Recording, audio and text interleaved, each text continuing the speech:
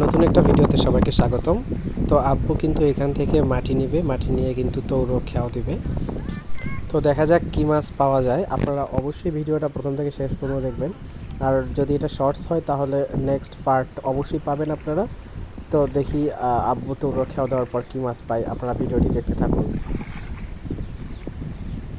একটা কথা বলে রাখি, এখানে কিন্তু প্রচুর পরিমাণে বড় মাছ আছে এই বিলে।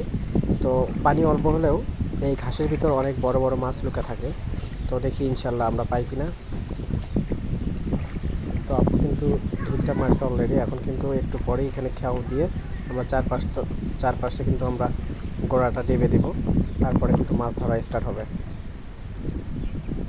তো এই যে দেখেন খেয়াও দিচ্ছে, এই যে এখন কিন্তু সাথে সাথে চারপাশে গোড়াটা ডেবে দেবে, কিন্তু এই যে গোড়াটা ডেবে দিচ্ছে এখন।